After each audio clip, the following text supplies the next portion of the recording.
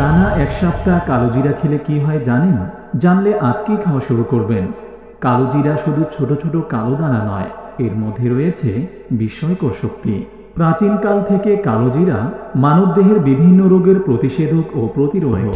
Medical সায়েন্সের জনক ইবনে সিনাও বলেছেন, সকালে খালি পেটে মাত্র 7 দিন কালোজিরা ও মধু খেলে শরীরে আশ্চর্য কিছু উপকার হয়। শুরুতে বলে রাখি, কালোজিরায় রয়েছে অ্যান্টি মাইক্রোবিয়াল এজেন্ট, অর্থাৎ শরীরের রোগ জীবাণু সরাসরি ধ্বংস করতে পারে এই এজেন্ট।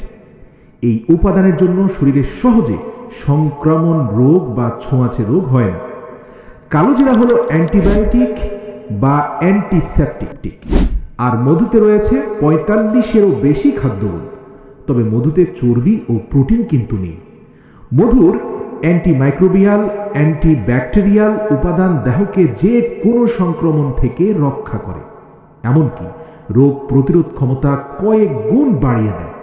মধুতে আরও অনেক গুণ রয়েছে। তার মধ্যে অন্যতম একটা গুণ হচ্ছে মধু হাঁপানি, শ্বাসকষ্ট কমাতে খুব দ্রুত কাজ করে। এবং কালোজিরার তেলেও কিন্তু এই একই গুণ রয়েছে।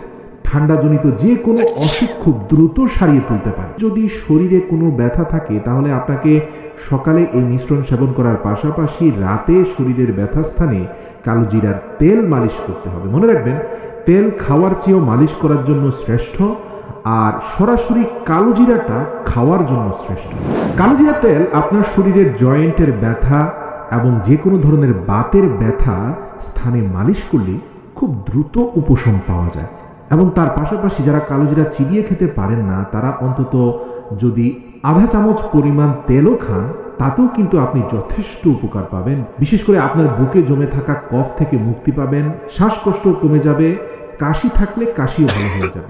অর্থাৎ ঠান্ডাজনিত, অ্যালার্জিক যে কোনো ধরনের রোগ থেকে আপনি রক্ষা পাবেন ইনশাআল্লাহ। প্রাকৃতিক মাঠের কলি, সেখান থেকেই আমাদের যাত্রা।